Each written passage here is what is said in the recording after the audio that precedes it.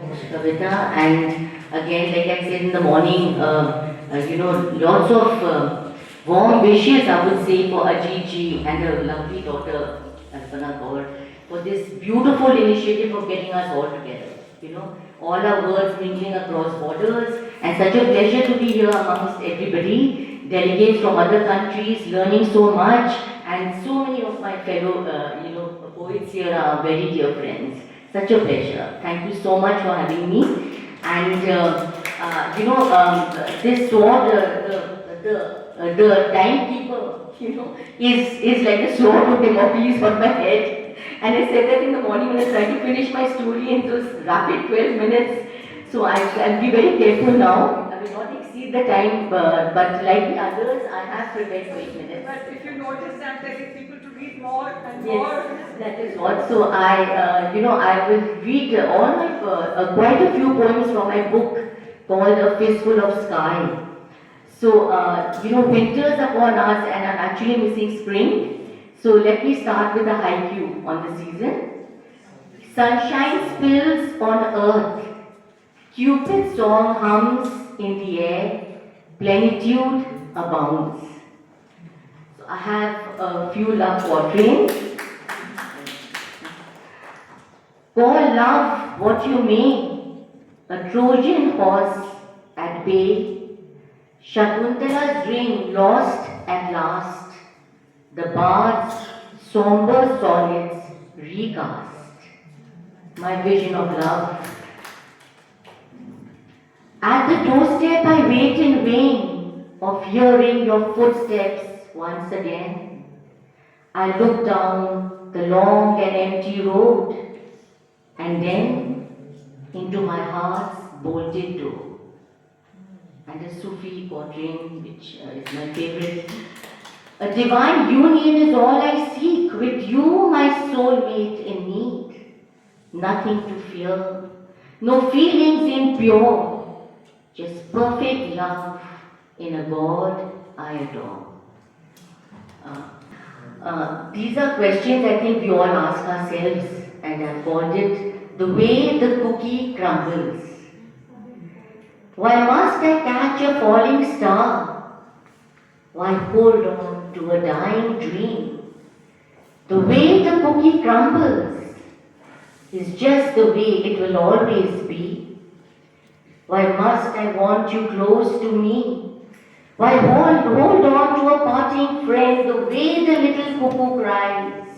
Adieu it is and will always be. Why must I wish for paradise? Why hold on to utopian eyes the way empty houses speak? All is dust and must always be.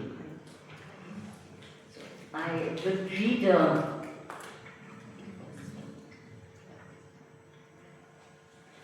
I think Draupadi is a very formidable character, in Indian mythology, and this is my vision of hers. I think she's very brave, very enigmatic, and has her own perception on life, and I would like to read a poem on her. Sorry, just finding it. It's your perception towards Draupadi. Yes, yes. This is my perception and Draupadi. Majestic pride enhanced the beauty in her face. Strength lay in her tresses, by which she saw revenge. Victim of a leer pride, the downfall was too heavy even for one such as her. For Draupadi was too modern to connive her husband's act of putting her on stake, too strong to pardon the humiliation of the goat disrobing. The chorus raucous laughter broke the passive silence of the elders. Pitama hung his head in shame.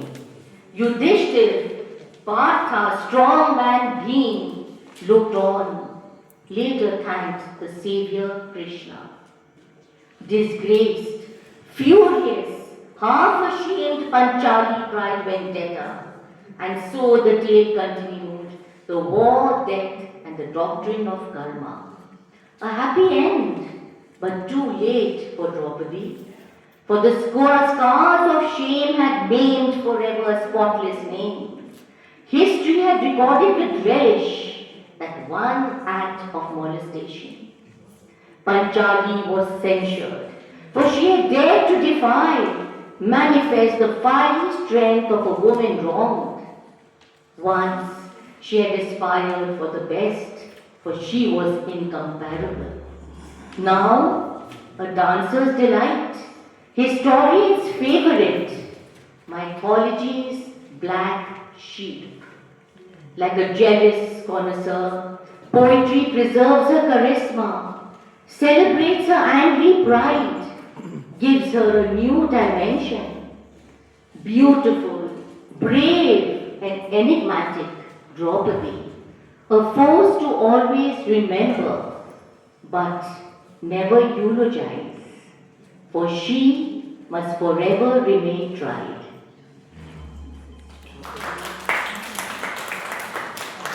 And I have a poem on loss, and this was, I'm reading this on request.